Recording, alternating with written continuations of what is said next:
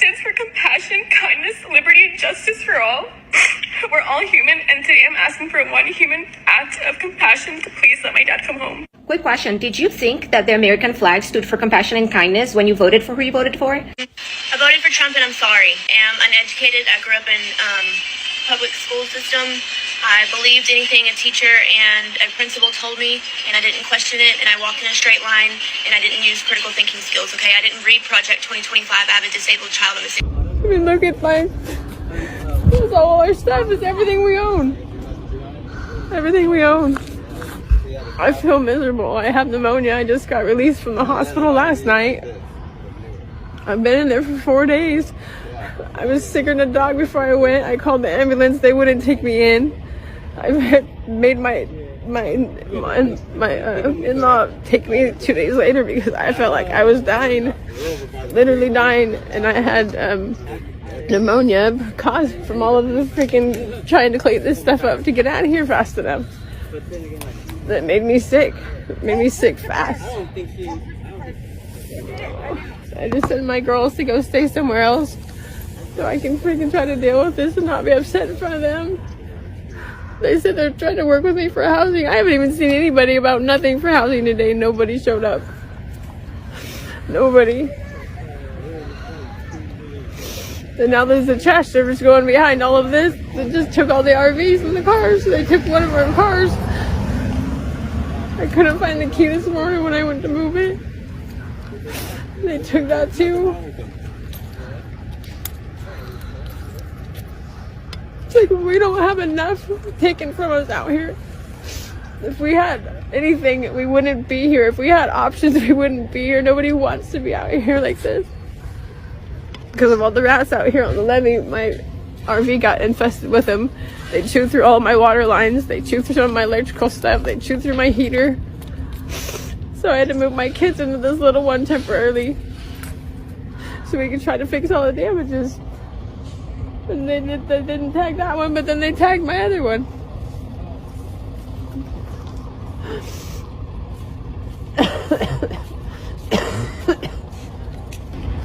I need to go lay down. I'm so sick. So sick. I've been out here all night trying to gather what I can so they won't take everything. Now I explain to my girls that everything's gone again. So I live in Texas and I'm pregnant with my third baby. And I am pro-life. I always have been. There is no greater gift on this earth than a child. But I'm kind of freaking out right now. And I'm starting to regret the way I voted, the way I've been thinking. And honestly, I'm scared for my life. I'm older, so this is a high-risk pregnancy. I had my first two babies, I did home delivery. I delivered them at home. It was painful, but it was no problems at all. This one, I'm older, and it's high risk, so I had to go to a different doctor than I usually go. And she's, all the way in town. I'm in my greenhouse planting some vegetables. And I'm thinking about all these farmers that's losing the farms. All them white farmers. Not the black farmers, because we donating to them. You don't hear the black farmers crying the blues, but them white farmers, oh shit, they talking about they losing their farms now because of Trump. But they voted for Trump. But they losing their farms. Right. The black farmers, you don't hear them crying the blues, right? Here's the difference. See, they wasn't dependent on the government. When you depend on the government to take care of you, my daddy told me never depend on the government. Now see, if they cut my little social security check, I ain't gonna say little, but because I can use that piece of coin that I worked for. You understand? I worked 32 years for my monies, for my coins. So it's mine. But I didn't depend on the government in my retired life. You don't depend on the government. No. Anyway, back to the farmers that's losing their farms. I can't even say I feel sorry for you. But this is what I'm going to do. Look here, people. Let me tell you something. Oh, look at here. This is going to be some good good eating right here. You understand what I'm saying? Look here. I just grow my own stuff. Look here. Look here. That's what I'm doing right there. Yeah. So, I ain't worried about them white farmers losing their farms. I ain't even feeling sorry because they voted for Trump. You get what you asked for. You asked for the tariffs, you got them. Landlords, next time you're eating a big juicy steak, think of your poor tenants eating carbohydrates so they can pay their rent. Yeah, that's what they're eating. I worked at a food bank for the last couple months. It's really depressing down there. Just lower the rent if you can. Just a couple $100, $100, $200 will put a lot of food in American families' homes and keep them from getting diabetes, which raises the welfare system. So, come on. What's up, America? I want to talk about the cost of living and how everybody is struggling in America. Now, I know we all keep waking up every day and we all try to make ends meet and we try as hard as we can. Because if we don't, we're going to fail. We have a family. We have to survive, right? If you haven't noticed, it's getting harder and harder to live every single day. Month over month, the costs are going up. It doesn't matter if it's utilities or water or food or gas. Somehow, some way, no matter the season, they find a way to fuck you. Corporations raise prices, they price gouge you on purpose seasonally, and we're falling for this shit because we don't have any choice. Well, I want to have a choice. I want it to go back the way it was before they were fucking us worse than ever in history financially. I don't mind making money, I don't mind making profit, but you're making obscene amounts of profit simply because you hate your customers. You even mock them the fact that you're taking advantage of them. And in many cases, you're getting the money, but you simply don't deserve it. You're not providing a service where it's worth it. Even shit like arcades and mini golf and fucking mountain coasters have doubled or tripled in prices. And it's the same shit. It's not like it's any extra cost. You're just fucking people for fun. Like I said, I don't mind making money and I don't even mind making a good amount of profit, but you can't fuck everybody. Something very clear. The reason a lot of people don't have empathy for the I Left MAGA crowd is because y'all are still trying to rewrite the story. And guess what? We're not buying it. You want people to believe you voted for cheaper groceries, better jobs, tax breaks. No, you didn't vote for policies. You voted for a feeling. And let me say the part people dance around. You weren't tricked. You agreed. You agreed with the tone. You agreed with the direction. You agreed until it started affecting you. And that's the part people don't want to say out loud because now it's, he lied. We didn't know. We were misled. No, people told you over and over again what this was. Not quietly, not subtly, but out loud and in your face. And every time you dismissed it. Things like, he's not serious. He's just talking, or it won't actually happen. So let me give you another line you might not like. You didn't leave MAGA. MAGA stopped working for you. That's why this feels different now. Not because something new was revealed, but because now it's uncomfortable. Now it's hitting closer to home, and now you're feeling it. And suddenly, you want grace. You want understanding. You want people to separate you from it. But that's not how this works. You don't get to help build something, defend it, excuse it, normalize it, and then step away from it like it had nothing to do with you the second it stops benefiting you. That's not growth. That's convenience. Real growth sounds like, I saw it, I ignored it, but I chose it anyway. Until that level of honesty shows up, people are going to keep looking at you side. And while we're on task, go ahead and cancel Christmas. Go on and start that family chat and let them know that you're not exchanging gifts this year. Hopefully everybody in your family is on board. And I know you're thinking about the kids. Well, Facebook Marketplace. If you're going to buy something for somebody, buy something small and local. You know, support a small retailer.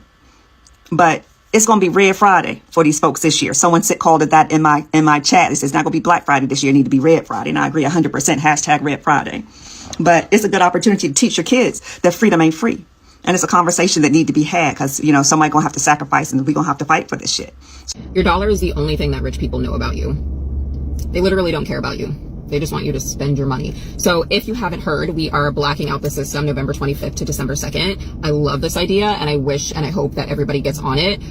If you haven't heard about it, no restaurants, no events. We are not spending money at big box stores. We are not going to chain restaurants. We are not spending our money that entire week. That is Thanksgiving week, Black Friday, Cyber Monday. Y'all, the guys at Blackout the System did the math on how much losses major companies had. And this is just the few companies they were tracking. From September 16th through the 20th, when they were blacking out the system, there was a $47.24 billion loss. I'm going to say it, and I don't give a fuck who cries in the comments. White privilege is a lie. I didn't have parents who paid for college. I purchased my clothes from a place called Max 10. And I had a job at 12. I didn't take a vacation until I was an adult. I've been pulled over, and damn near every time I got the ticket. The legal system has screwed me so many times, I could start an OnlyFans. My dad still works a 9-to-5 job, so where was my head start in life? White privilege is the excuse black folks and white liberals made up so you can quit before you even start. It's your get out of hard things free card. It's absolute bullshit. You want facts, not feelings? Here you go. Blacks get into college with lower grades. Meanwhile, Asians get punished for being too good, and whites, we're somewhere in the middle. That's not privilege. That's a rigged scoreboard against hard work. I can't cry racism every time life punches me in the face. You fire somebody who's black for no showing a week straight, and suddenly it's racism. No, that's called consequences. How many times do you hear black people can't be racist? Yes, they can. Anyone can hate anyone. You can have black pride, you can have brown pride, but say white pride and you're labeled a racist. You want to talk slavery? Fine. Are we putting black slave owners on trial too? Or are we just making white people the villain because that's what fits the narrative? You scream about generational wealth while you're living in your grandma's paid off house that got handed down. Newsflash, 99% of America doesn't have generational wealth. White, black, brown, we got bills and we don't have no trust funds. White privilege is the ghost story you tell to avoid admitting your failures are your own. It's not privilege, it's envy. It's fucking victim mentality. It's delusion. You don't succeed because you're white, just like you don't fail because you're black. You win or lose by your own sword. Nobody's holding you back but yourself and your excuses. White pride doesn't exist. Period. End of story. Drop your comments below. Life in America feels worse for millions of people in 2025 for several different reasons. First of all, daily life just feels exhausting. People are working endlessly to make ends meet, and they're not even making ends meet. Households have to have 2 incomes to be able to pay the bills. And it's not enough if you're just even making $20 an hour anymore. People that are making 6 figures are saying that they're having a hard time. Now, where you live does have a lot to do with that. If you are in the city, if you are more rural in the country, are you in a very expensive state? Are you in a cheaper state? We live in a cheaper state because of this reason. We decided to leave Texas in an area that did have a pretty affordable cost of living, but we decided to move to Oklahoma because it's even cheaper to live here because of this reason. And you have to make changes like that right now. People are needing to vote with their feet. Originally, I'm from California, and we left there years ago because of what is happening with the cost of living, amongst a lot of other things that's going on. Rural Americans are going bankrupt. Everything is now going sideways, and nobody is expecting rural American to be going this bankrupt. Because we believe that rural America are the only place that is holding American, maybe when it comes to food and everything.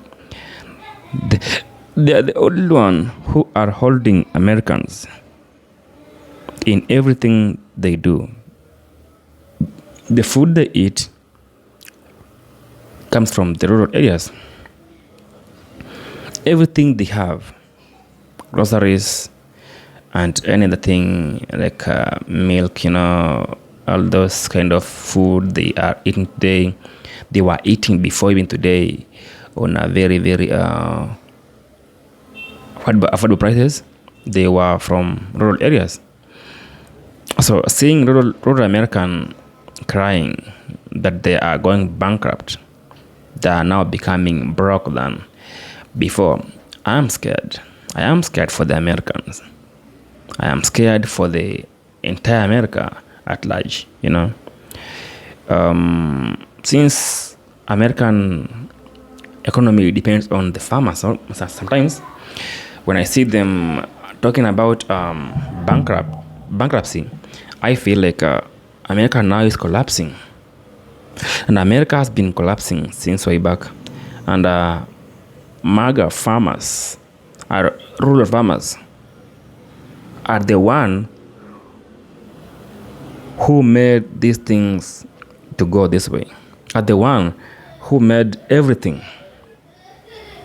to be the way it is today.